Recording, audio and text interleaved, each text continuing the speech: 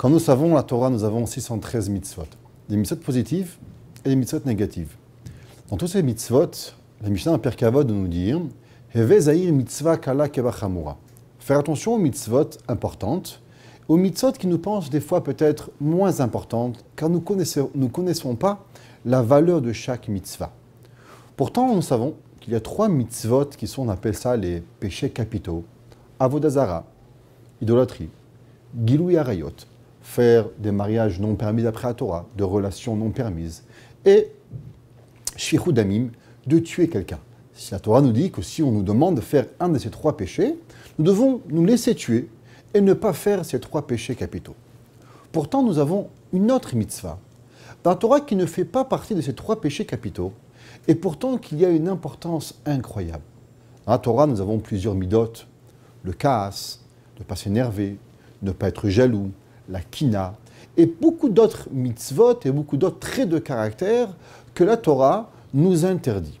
Mais nous ne voyons pas de punition énorme sur certains traits de caractère. Par exemple, que se passerait-il si un homme, il avait le mauvais trait de caractère d'être jaloux? Est-ce qu'il va être excommuniqué? Est-ce qu'il va être rejeté du peuple juif? Par contre, la Torah demande de se reprendre, d'essayer par tous les moyens de retravailler ses traits de caractère afin de redevenir une bonne personne. Mais dans la Torah, nous voyons qu'il y a un trait de caractère où la Torah va punir ce trait de caractère quelque chose de assez rare. Il y a 2 nations dans le peuple juif qui étaient à travers assez proches du peuple juif et qui vont être rejetées. Ammon et Moab. Et la Torah de nous dire pourquoi Ammon et Moab ne pourront pas faire partie du peuple juif, même après 10 générations d'être convertis. Et la Torah de nous dire pourquoi Asher lo kidemu etrem balechem ou bamaim. Il y avait très longtemps de ça, notre grand-père Avraham Avinu, qui avait un neveu qui s'appelait Lot. Lot va avoir une relation avec ses filles et va sortir 2 nations, Ammon et Moab. Ammon et Moab, 400 ans plus tard, vont, au moment où le peuple juif va sortir d'Égypte, la Torah va reprocher à Ammon et Moab de ne pas être venus inviter le peuple juif à donner à manger et à donner à boire. Et à cause qu'elles ne nous ont pas invités à manger et à boire, d'avoir de la reconnaissance envers nous, la Torah va excommunier totalement Ammon et Moab de ne jamais être capable de pouvoir faire partie du peuple juif. Intéressant. Si on réfléchit quelques minutes, très souvent, quelques personnes nous font du bien et nous faisons quelque chose, nous disons merci, nous essayons d'être gentils avec eux, et avec le temps, on oublie le bien que ces personnes nous ont fait. À combien de temps on doit remercier une personne pour nous avoir fait du bien? Si on prend un peu l'histoire qui vient de se passer, Avraham et Lot et la sortie d'Égypte. Avraham et Lot est plus de 400 ans avant la sortie d'Égypte, et la Torah reproche aux petits, aux arrière-petits-enfants de Lot de ne pas avoir de la reconnaissance envers nous 430 ans plus tard. Et pour cela, la Torah demande et ordonne que Moab et Ammon ne pourront pas faire partie du peuple juif.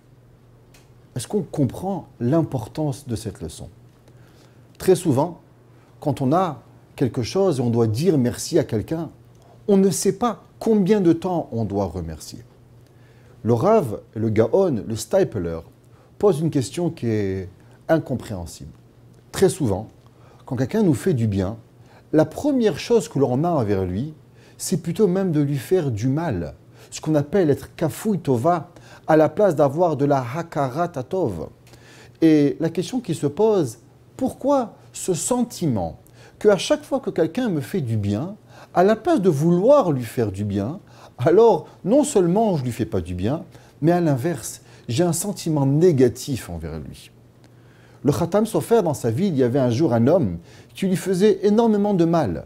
Il a demandé à son fils Rabbi Shimon Sofer, le Ketav Sofer, « S'il te plaît, va te renseigner, quel bien je lui ai déjà fait, car il est impossible qu'une personne que je n'ai fait aucun bien me fasse tellement de mal. Il est pratiquement naturel qu'une personne avec qui on fait du bien, il nous le rend en mal. Le Rav de Brisk de dire même, quand tu fais du bien à quelqu'un, donne-lui un petit caillou, car au moins tu sais déjà la taille de la pierre qui va te rejeter. Sinon, il ira choisir lui-même la pierre, elle pourrait être beaucoup plus grande que ce que toi tu vas penser. Comment se fait-il qu'une personne que je fais du bien, il est pratiquement garanti, malheureusement, qu'il va me redonner du mal à la place du bien? Et le Steipler a l'air d'expliquer cette façon de comprendre. Et il dit, quand on a eu besoin de quelqu'un, il est naturel que quand je me retrouve en sa présence, je me ressens toujours inférieur avec cette personne. J'avais mon pneu crevé, il est venu m'aider, j'étais dans l'impossibilité de conduire, j'étais dans la nécessité, et lui, il est venu, il m'a aidé. Donc lui, il est dans une hiérarchie plus haut que moi, et moi, je me trouve dans une hiérarchie plus basse que lui. Et à chaque fois que je vais me retrouver en la compagnie de cette personne, je vais toujours me ressentir inférieur à lui. Alors, qu'est-ce que je fais? Naturellement, le bon, il devrait être que chaque fois que je le vois, alors je voudrais lui dire merci, je voudrais lui faire un cadeau, je voudrais lui faire un sourire, je voudrais être aimable avec lui. Mais qu'est-ce que je fais? Je fais ce qu'on appelle kafouï tova. Que veut dire le mot kafouï tova? Kafouï veut dire recouvrir. Normalement, le bien est naturellement devant moi. Qu'est-ce que je fais? Je fais une action de couvrir le bien pour ne pas voir le bien qu'il m'a donné, afin de pouvoir lui faire du mal. Et comment je couvre le bien? En lui donnant de la négativité à la place de la positivité. La Torah nous apprend pourquoi il est tellement mauvais de ne pas avoir de la reconnaissance, parce que la reconnaissance est naturelle. Pour ne pas être reconnaissant envers l'autre, je dois naturellement faire une action négative pour pouvoir recouvrir le bien qui m'a été donné. Malgré que toutes les mitzvot, on ne peut pas comprendre l'importance de chaque mitzvah, mais on peut comprendre l'importance de certains traits de caractère. La Torah nous dit que le peuple juif, nous sommes baïchanim, nous avons de la boucha, rachmanim, nous avons la pitié, et gomle chassadim, nous faisons du bien. Mais il y a encore un autre trait de caractère qui appartient au peuple juif. Et que celui qui ne le fait pas, il est totalement ressorti du peuple juif. Kafouï tova, reconnaître le bien. À combien de temps? Est-ce qu'un simple merci nous suffit? Est-ce qu'un simple bouquet de fleurs une fois dans ma vie? Ou bien quand quelqu'un m'a fait du bien, je dois lui reconnaître ce bien ma vie entière.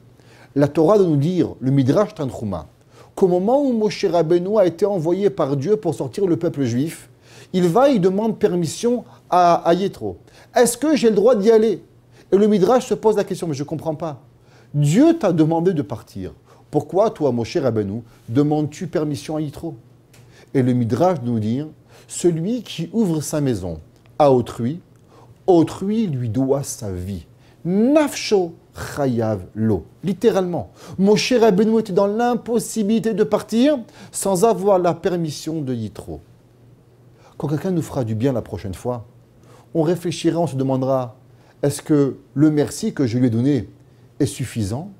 Ou bien peut-être, quand j'avais le besoin et la nécessité de cette personne, à combien il m'était important, il m'était nécessaire, et à combien je lui dois véritablement ma vie. On voit que Ammon et Moab, pas une génération, pas 2 générations, pas 10 ans, pas 20 ans, pas 100 ans, mais même 400 ans plus tard, nous avons encore à réfléchir et à se demander pourquoi ils ne nous ont pas servi de l'eau et à manger. Nous aussi, nous avons des amis, nous avons des parents à qui nous devons et devons remercier. À Kadosh Baruch Hu, à combien on lui doit de merci? Est-ce qu'on va se suffire avec un petit peu ou avec tous les jours? Que chacun de nous réfléchisse aux gens autour de nous, aux personnes autour de nous, à combien ils nous ont fait du bien et à combien je leur fais du bien. Ou peut-être l'inverse, j'essaye de recouvrir ce bien pour ne pas le voir. Que Kadosh Baruch Hu fasse que nos yeux voient toujours le bien des gens autour de nous et nous allons à chaque moment de notre vie essayer par tous les moyens de remercier et de rendre le bien à chacun à l'éternité.